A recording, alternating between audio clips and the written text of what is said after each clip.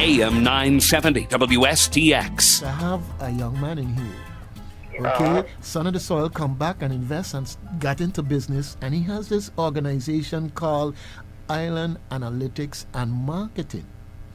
Good. And he does these great polls that you've been seeing the various results for. And he got a very interesting one going on right now.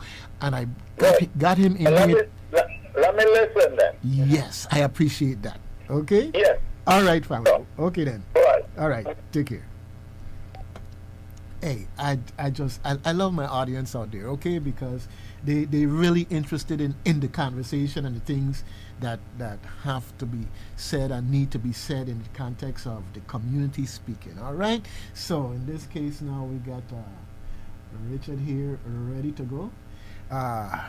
Richard, go ahead and introduce yourself, and you know the floor belongs to you. Good morning, everyone, listening audience, viewing audience. Dougie, I like the fact that you keep it live and on the radio at the same time. Richard Dorsey for Island Analytics and Marketing. Short name is I Am, keeping it simple. For those who may have known me before, I'm the gentleman from Company Street, 28B Company Street. I'm a townie. Done the news, you've seen me in the legislature, you see me if I sold you some clothes. But like Doug said, I'm a son of the soil, and I dream about the Virgin Islands if I'm gone too long. Right now, our company, we've done pre-nomination polls for the elections. We were the ones first out the gate to kind of give the community an understanding of who might be the forerunners and the front runners, rather. We did the primary election, and right now we're doing the general election survey. And we don't just want you to tell us who you're voting for. We want to know why you're voting. So as I spoke to Doug and a little bit off air, we're trying to find out not just the issues that are relevant to you, but what specifically about those issues are pain points for you, whether it's education, the economy, crime. We also want to know how confident are you in your candidates, that they'll be able to actually make the changes that you're voting them in for. And also, we want to know, how do you feel about the Virgin Islands? Do you think it's going to get better in the next few years? Do you think it's going to get worse? So we're encouraging you to go on our Facebook page, Island Analytics and Marketing LLC. Go on our website, islandanalyticsvi.com. Or you might see one of our posters. You might see someone calling you. Wherever you find us, whether it's shared to you on our WhatsApp page or someone texted to you, take the survey. It's 100% anonymous. We are not affiliated with any candidate, company. No one's paying for your information. We don't share your information. We return it back to you. So if you go on our website, our Facebook page, all of our polls and the results are available. And we just want to do this as a community service to let the people know that your voice is something that's very important. All right. Well, long ago when the station go off the air, you have nothing but, the TV station, you had nothing but little black and white dots going all over the screen and everything else. Or sometimes you're watching TV and something go out of whack, and the TV get all scrambled up or so forth and so on, right? But what's old is new again, but in a different way. Because I'm looking here at your poster, okay, and in the poster, I'll hold it up here so that folks can get an idea of what the poster looks like, okay? All right? But you see this little part down here, okay, over there, the little black and white stuff? Something didn't go wrong with the printer, okay? That's supposed to be like that, okay? Yeah, I'm being funny. But at the same time, there are people who may wonder. It's called a QR code that allows you to do what, Richie? So all you have to do is you scan the QR code. Now, whether you have an iPhone or an Android, once you open up your camera, like you're going to take a picture of someone, you just hover over it a little bit, and it'll automatically pop up a link and say, hey, would you like to go to Island Analytics, or would you like to go to SurveyMonkey? So you click the link, and you go right there, and it's on your phone. So you don't have to search through the website. You don't have to look on Facebook. You just hover over it with your camera, and it'll give you the link, and then you could take the survey. All right, folks. Bringing it right to you. Don't even have to come to your doorstep, right to your phone. Okay? Yes. And see, if you're walking by someplace that the poster is up there, just hold up your phone to the thing and boom, next thing you know, you're there. All right? But it's about making it easy for you to be heard. Now, I want to focus on this about being heard. You see, earlier I mentioned those people who just say, I ain't voting and nothing going to change and da. I understand what it is like to be frustrated with things that are going on around you. But if you have 10 people in a room and 6 of them say me ain't voting and me ain't being involved in nothing, that means that the 4 that's left running things. You think about it now. So next time you come back and I didn't like this and I don't like that and why is this? The 6 gave up the power to the 4. And this is why you see all of this push nationally to get out the vote. Because you're having a minority determine the life and quality of life of the majority. Think about it now. Think about it. You got the problem with the water system that was going on down there in, I think it was Mississippi or wherever. Yeah. Okay. A few cities actually have had water problems. And those people who having the problems have numbers of people that didn't go out and vote. Okay? And in adjacent counties where the money was going, they got people there too that didn't go out and vote.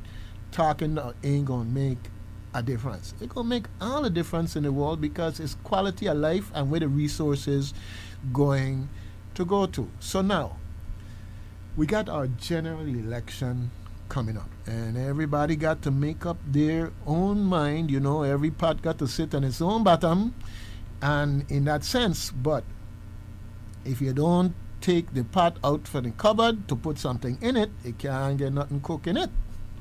Folks, all right? Get out there and make your voice heard. Now, let's talk about the poll and letting your voice be heard. The fact of the matter is, these people take the time and get your information and then process it and give it back to you to be able to show that, well, 10% of you feel this way, the next 20% feel this way, but the other 70% they feel this way. And from that, you could get a good feel of what's going on in your community and maybe think about where you are and where you want to be. Think about it.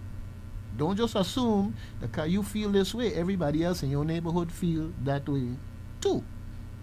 Okay? All right. And it might be about protecting something that belongs to you. I'm going to throw this out, right? We have a lot of things going on here. Some people feel less than pleased about some things happening, and people feeling very pleased about. For instance, we see that there's a lot of road work that's going on, but that doesn't say a lot to the person who have a persistent pothole on their street. Exactly. You know, so the bottom line, the squeaky wheel can get the grease more often than not. Does get it. So we have to learn how to squeak louder, and these polls is part of how you are heard. Now, what's been the response in the community in terms of what you're doing with these polls? So when we ran our primary election poll, we had over, I'll tell you right now, 1,200 participants. Needless to say, that's way beyond the statistical minimum. But what we focused solely on those who were going to vote in the primary election. And with that, we had almost 790 participants, specifically those that were going to participate in the primary election. And some of the results that we noticed, of course, the governor at the time had a commanding lead over those who didn't make it, Kent Bernier and Oakland Benta. And he dominated in almost every island. He dominated on St. Croix. He dominated on St. Thomas. St. Thomas was just a stronghold and a bastion for the current governor. St. John was even a greater victory.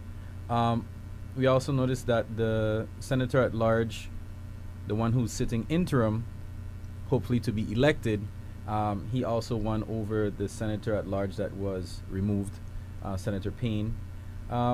And then we notice also with the senatorial races for the Virgin Islands, looking at St. Thomas, you know, Maurice James, she was polling high.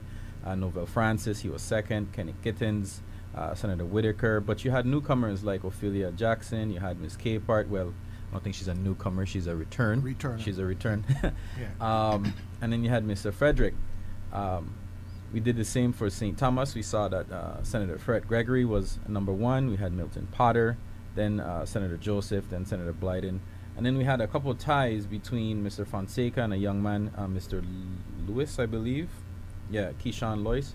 And then you also had Mr. Lawrence Bishalte tied with Mr. Brown Connors. So we were pretty much on the dot when it came to the gubernatorial race as well as the senator at large race. We did have some misses in the senatorial race, which is expected. No poll is 100% accurate. But we were confident that if we do it again for the general election, using our methodology, that we would be able to get an accurate sense of what Virgin Islanders are thinking about before they go in the booth. But like I said, something was off when we started to do the general election survey. When we started to look at it, he said, okay, we kind of know who people are, you know, who they're looking for. They're big names already, you know, in the gubernatorial race.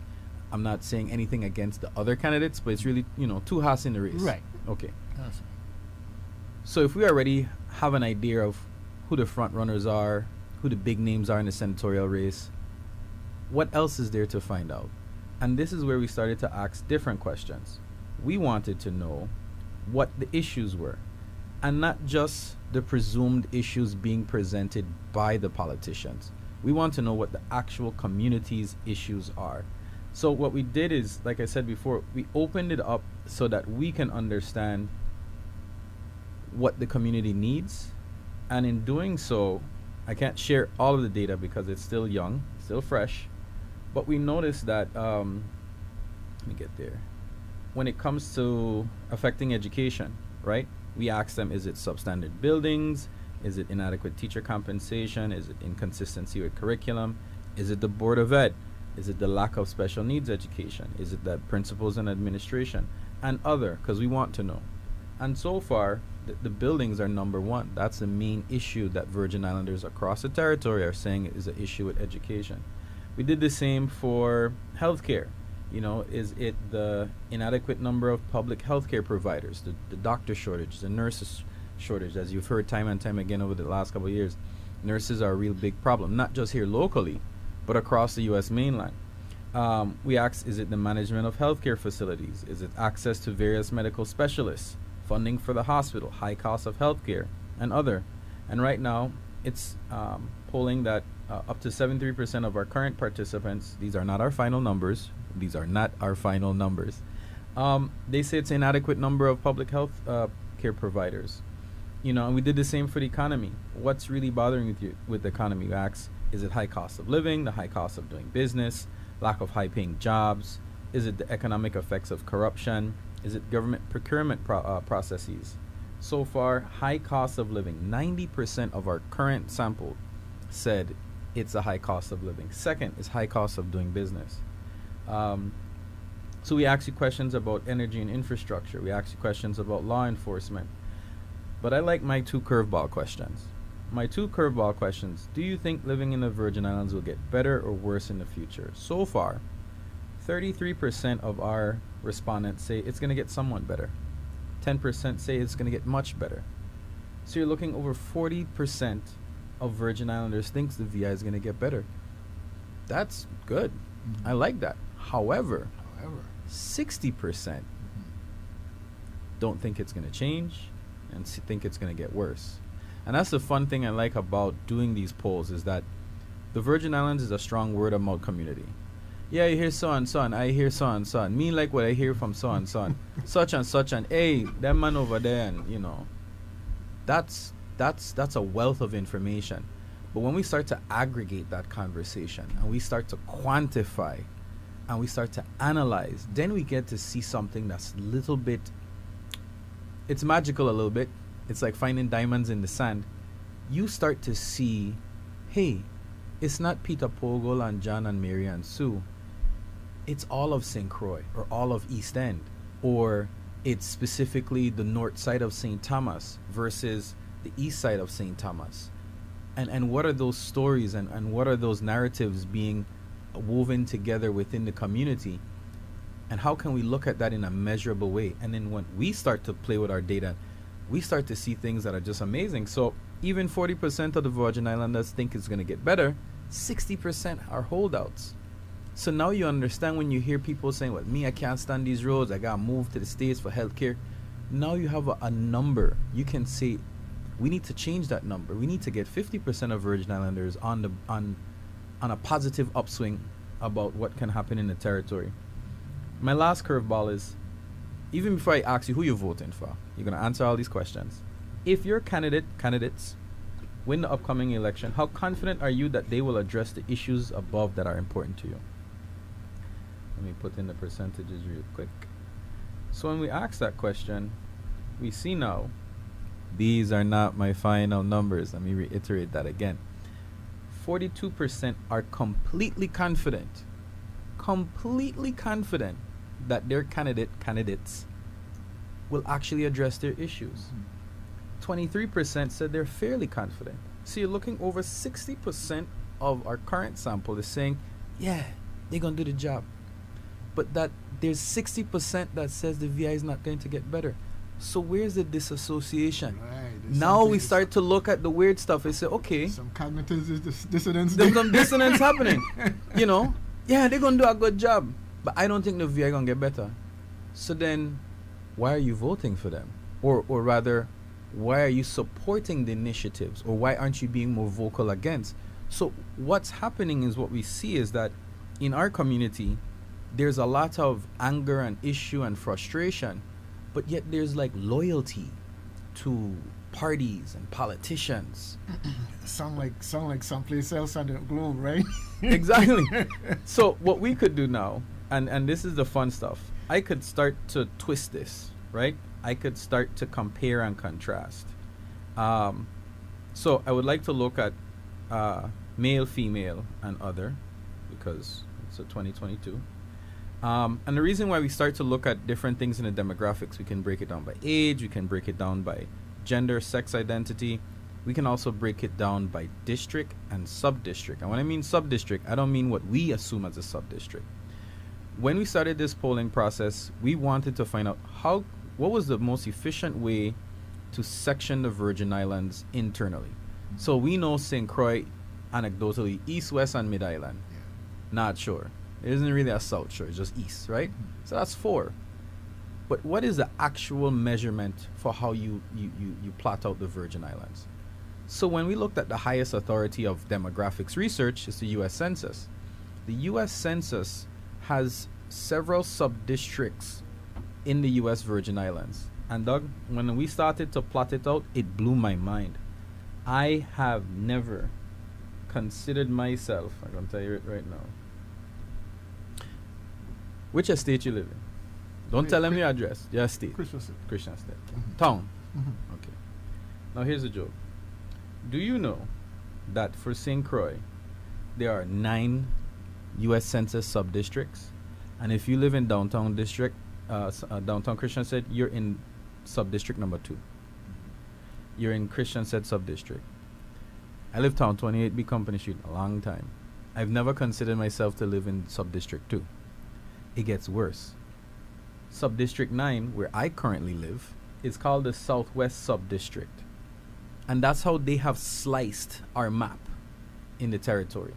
So Southwest Sub-district 9 includes White Bay, White Lady, White Bay because there's 2, north and south, Stony Ground West, Wim West, Stony Ground East, Concordia South, Whites Bay East, Hannah's Rest, Wim East, Carlton, Kane, Williams Delight, Diamond West. Didn't know there's like 3 diamonds on St. Croix, and Enfield Green.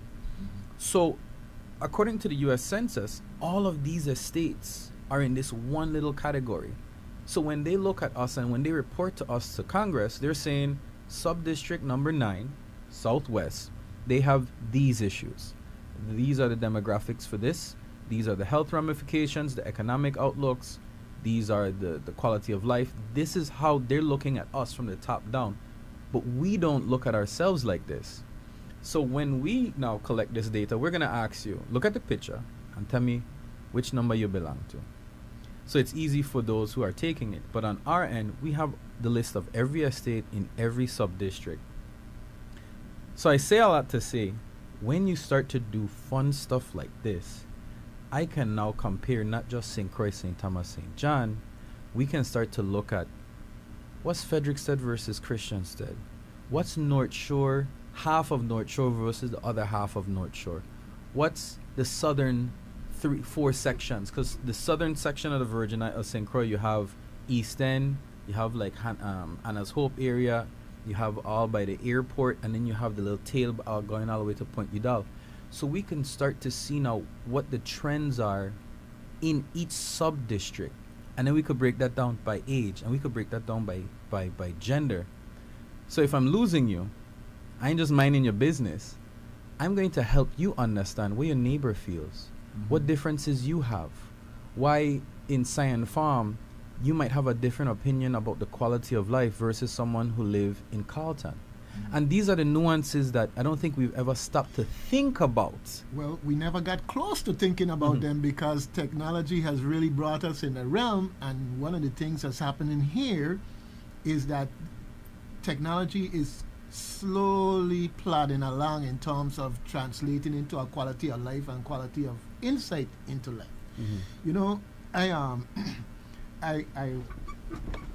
I'm going to invite you back here, but the next time, hopefully, you come back here. We're going to have a hookup where you could plug in and we could put some of these things so that when you want to, it could be there on the stream so people could see the actual manifestations of how you can, I don't want to use the manipulate, mine.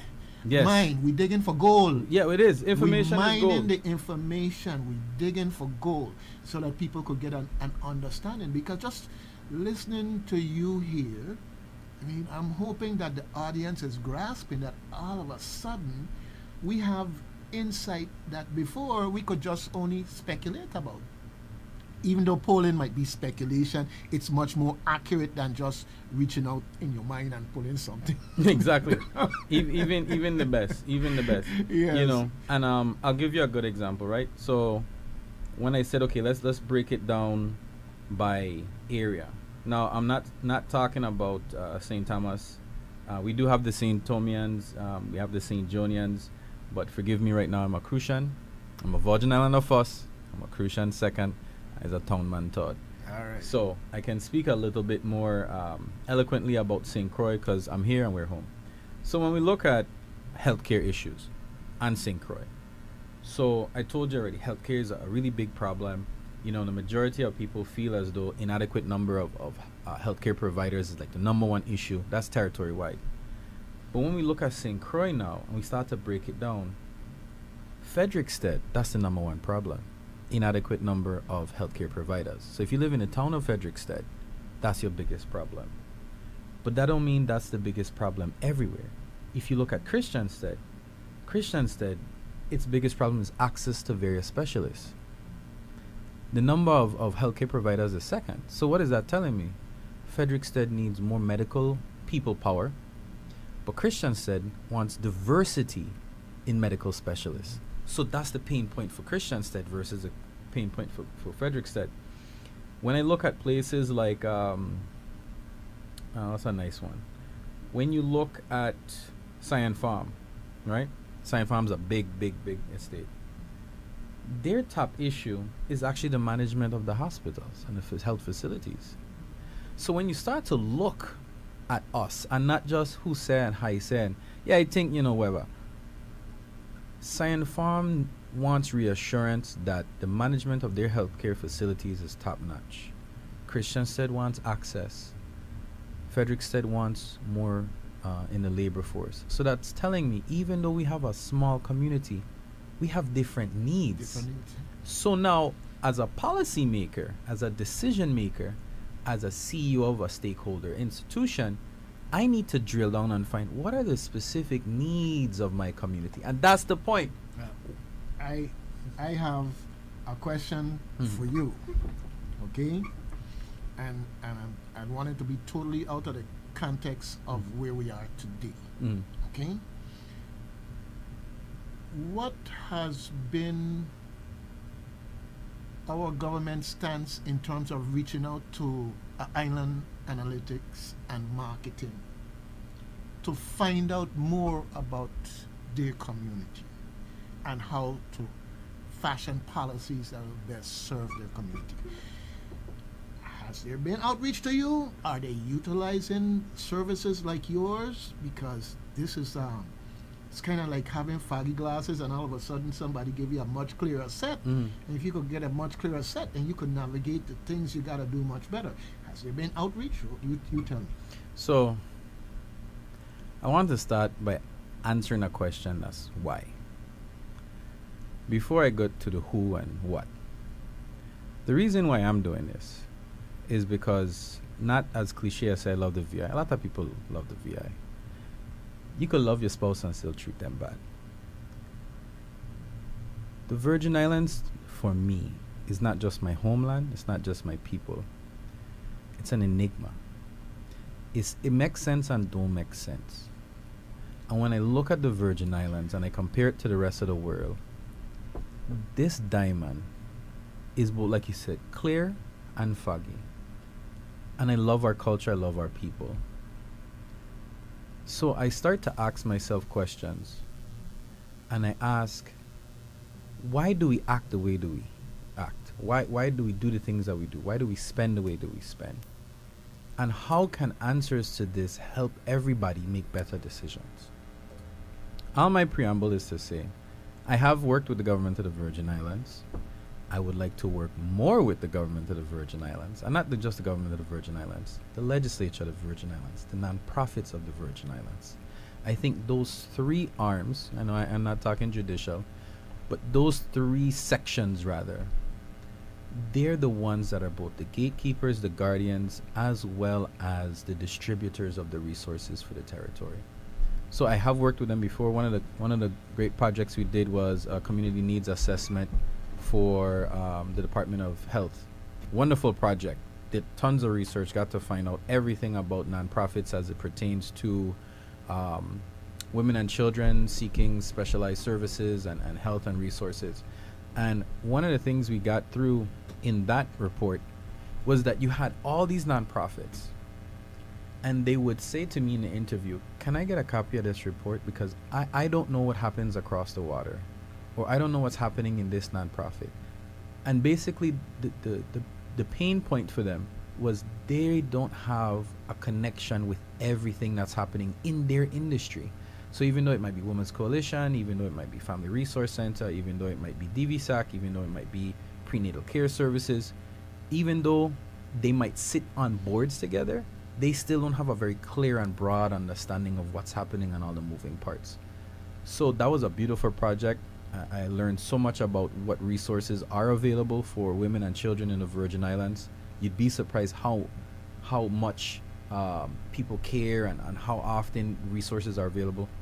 But then we want to do more. We want to be able to sit down with policymakers, legislatures, and say, hey, this is an issue right now in the community. So I'm going to give you a bad story. So my company produced the 2021 COVID Economic Impact Report. Lord Harry the Judge.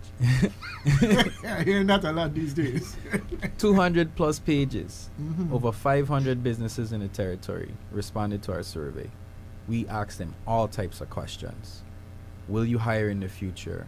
Will you keep your doors open? Will you return to profits? How do you feel about the economic support that comes from the local government, the federal government? Were you able to get federal grants? And if so, were you able to apply? No. Were you aware of them? Did you apply and did you receive? Then we asked them, how much money did you lose in 2020? How much did you lose in 2021? Then we took our unique data and combined it with the Department of Labor's 6 years worth of Department of Labor's data in like 5 different categories: employment trends, annual average compensation, establishments growth and loss, overall employment levels, and we projected that we looked at it retrospectively for 6 years, because in the last 5 years it's been chaos everywhere in the Virgin Islands. You had two Cat 5s in 17.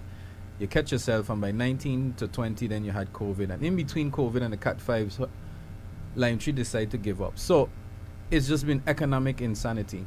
And for all those who are at the helm, I thank you, because many people, Enron went down and people were jumping out of buildings. I can't imagine what it like being in the war room of the legislature and the executive branch, and for the last 5 years it's just pure chaos. I say a lot to say, a wealth of information. Ask me who get a copy of the report. Who got a copy of the report?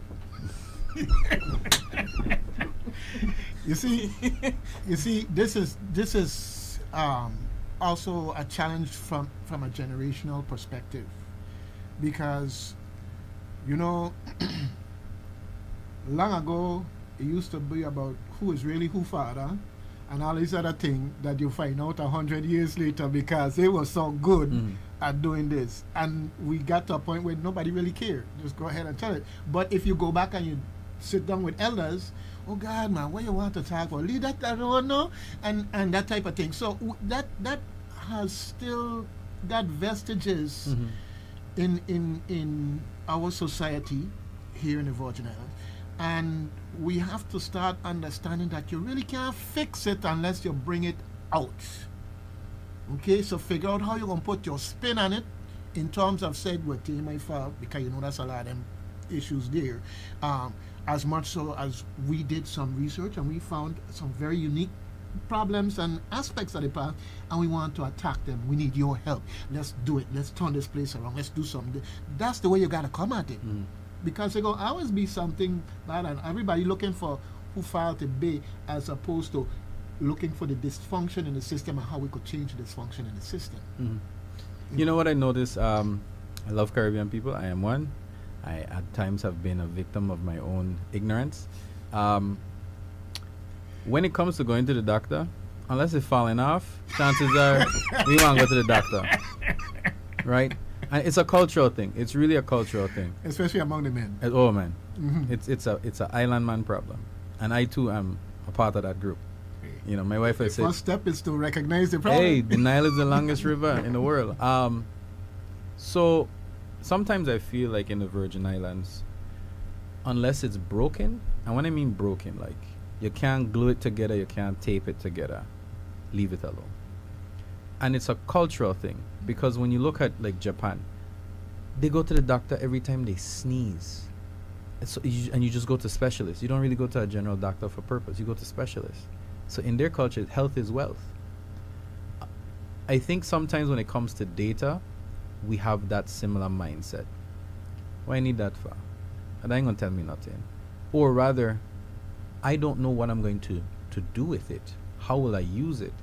So this is where we're gonna shift focus from just generating data to really trying to help the community. Policy to small business. Policymaker to small business owner.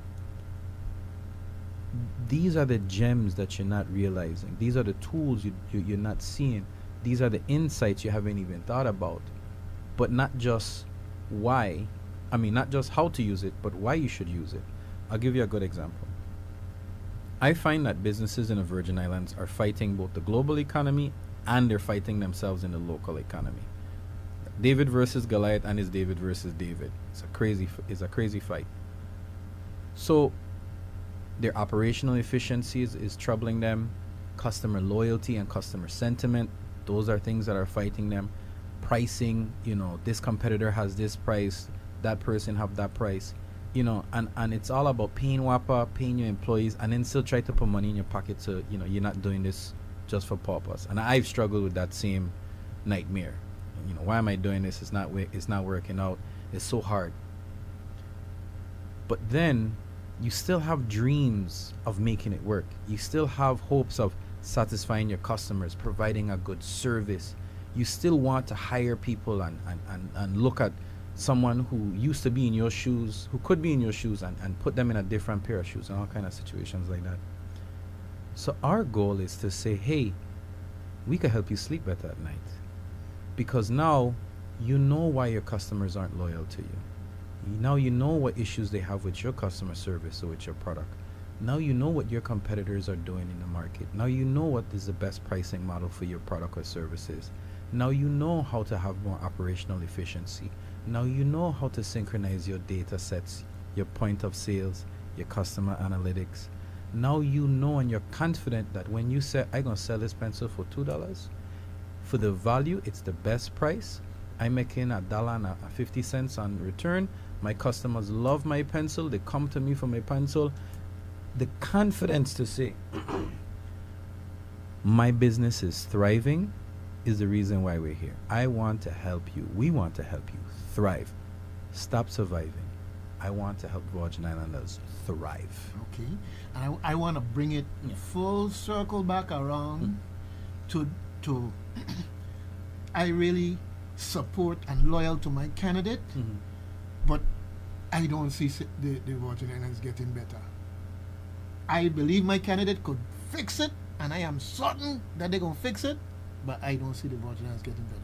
So once you can identify that you have that type of a conflict, then how do you dismantle it so you can move forward? And that's the goal. So we intend, not just in this cycle, every year we're going to do this. We're going to poll the executive branch, because in January you're no longer a candidate. You either got the job or you didn't. The executive branch, the legislative branch, we're going to poll them.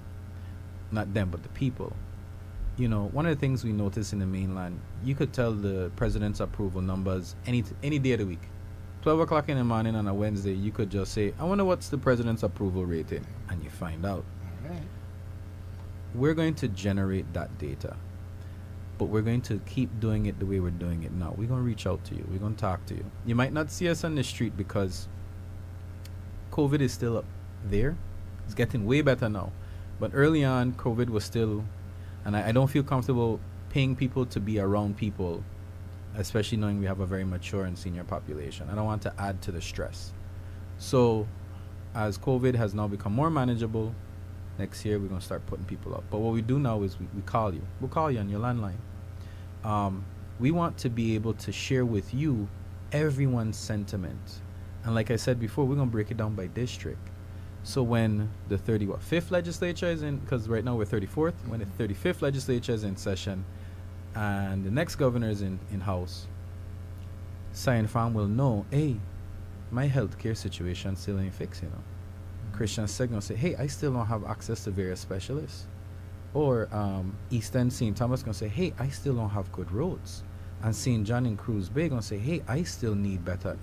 So now you have the information to say to your elected officials, I'm here. I'm 25% of your voting block, and I still don't have what I want. But the problem, Doug, is what you said.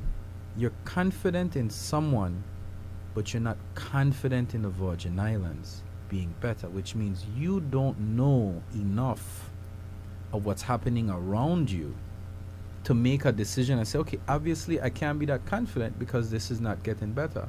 So with this information now, you can say as a group of people, I'm a part of this group and I don't have what I want. So now it gives the average citizen the ability to go to the senators, go to the executive branch and say, hey, Grove need this, Williams-Elite need that, Rapoon need this, Estate Thomas need that, Savan need this.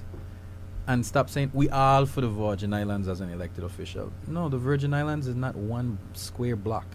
Each section has a specific need, and that's what we want to do. We want to be able to bridge the dissonance, help elected officials see the pain points in each community, realize one size doesn't fit all, even for a small community. One size don't fit all, and that each section of our community has the ability to voice their specific opinion on what the issues are.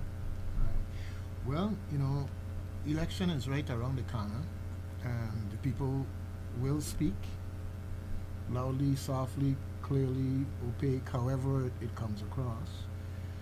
Right? And I look at what you're doing, and let's say if WSTX is going to have an election coverage thing, I think it might be very nice if we can get you in here before we get into the results part and talk about, well, this is what the people are saying part, and then we see how it comes out and we could track it later. The other thing is that this information that these various lines of insight into what's going on in the minds of the people of the Virgin Islands, what they're feeling. Is there a way that this is going to be trackable? And the reason why I said, they say we got short memory. Okay? And it's good for people to be able to say, well, this is what you were feeling then. How you're different now and why? Yes. It's that kind of thing. Somebody gone with it. Somebody gone with it. Okay. So this because it's a general election and the stakes are high, we're asking you these questions, and these are the same types of questions we're going to keep asking every year in and out of election cycles. Our final results will be live on October 31st, a little bit shy of 8 days before you go in the ballot boxes. So we're going to release these results on the 31st, all the breakdowns, some insights. What we normally do is we send it to the news outlets, thank you all my news media buddies for always publishing our information. And we're going to make sure that the community gets to see it before they go in the ballot box. How Cyan Farm feel, right. how Savan feel, how Estate Thomas feel. And then we're going to keep asking the same questions, and then we'll be able to track it. And then we'll track it. All right. Well, we really down to our last few minutes here, and the next team will be coming in a moment to do what they do. And I just want to say that our talking and you're ending up here today is kind of like, I feel like you just happen to be in the right place at the right time to connect, and because this is so relevant beyond the election. People think about polls only in terms of election. We're getting to that point now where people can track their memory. They're not worried about short memory and how they felt at a particular point in time. We come into a point now where I think that anyone in a commissioner position in their right mind that happened to see this and hear what we're talking about could say, well, I need to figure out how I could tap that in terms of assessing our performance and the relevant perception in the community of that performance, and how we can fine-tune it to better serve the public. Every commissioner, I'm saying it that way, the governor is only one man. They can set the policy, and hopefully the commissioners will run with it in a way that's consistent. What I would have liked to have talked about a little bit more is the private sector embrace of what you do. And I could see that there should be quite an interest. We have businesses that think that they are a monopoly or they control certain sectors, but folks go other places. They find a way to go other places, and maybe you might be interested in saying, well, how can we maybe keep it so that you don't go looking someplace, that you stay right here on the island in that regard. So you could plug out. Okay, I got Mr. Robert Moorhead here in the house getting ready for his time. You could just plug me out and plug that in. Okay, and you're not going to shut down. All right, but yeah, when you heard me saying earlier about the gun with it, somebody went with our ability to hook up things here, multiple things here at the table. Somebody went with it. Okay, but Richard, I'm just so glad that we had this opportunity to speak on this subject, and I think that for those who hear and hopefully we'll get this out there so people can see that they'll understand it's more than just a poll. More than just a poll. It's more than just election time. It's your story. It's exactly. And how you felt when and how have things changed since then. And not 2 years later. That's the problem. I don't believe in this Jesus complex. That's why they'll call it that you die and leave, and then when you come back, it's when you take and assess where you are. You are stored in the meantime to help to define where you are and where it is that you're going to be going, you know, in that context. And I want our people as much as possible know that, hey, we're responsible for where we are and we're responsible for where we're going to go. Yeah, you might have this person in that position, whatever, so forth and so on. But how much are we? How much are them? When you look at it that way, you realize that really it's up to us. I want to wish you the best in what you're doing.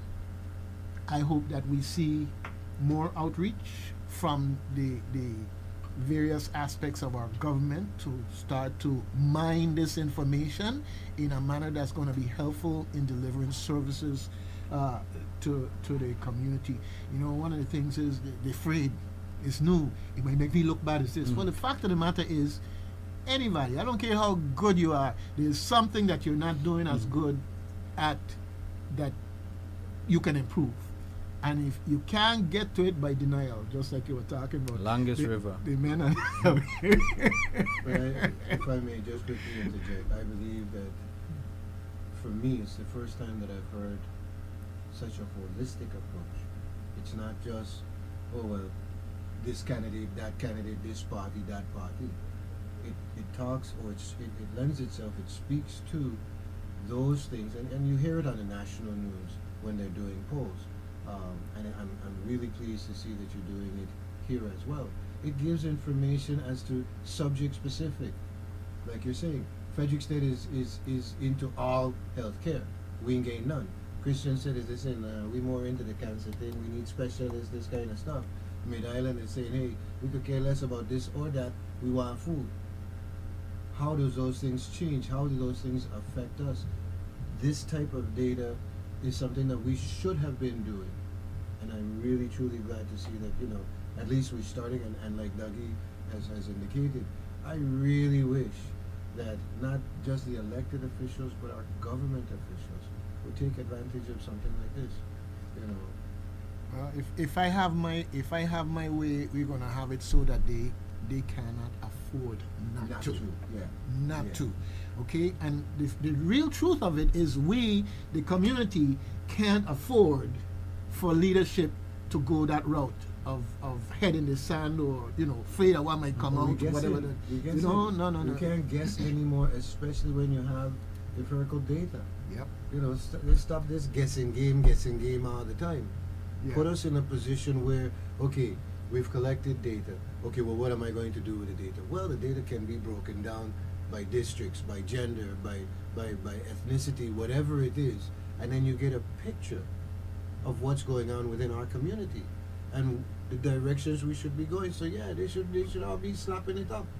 Another thing that you brought to my attention is that we have never really looked at the census process in terms of how they see us, and I say that how they have us slice up, and that's very interesting. I want to know, because I never really thought about it. Oh, they have census and try to fill out and do whatever, make sure that your information gets out there so we're better represented and everything else. You hear that part of it, but we don't see, well, you know, okay, they take in this information, using it in a way that is really helpful to us. Is it hurtful to us? Does it really translate into us in that sense? And so I really appreciate all that you brought into this discussion this morning. Okay, but I have a feeling that you're going to become much more sought after. Yeah. I think so too. Okay, which is good, because the clearer the picture, okay, the more that there is to consider, that we do consider, the better it's going to be for us as a community. All right. Well, you know, he over there, all nice and with a pleasant face and everything, by there his time, okay? I had there his time, so the teeth them coming out, you just say open up your mouth to show them, and next Carl probably don't gone out to the marshals to come and say, hey, we got a squatter here, we need you to get him out. If Mr. Mohead want to keep me on, I could stay, but I understand time is always something you can't control. Yeah, he'll keep you for a few. I'm just saying, sure.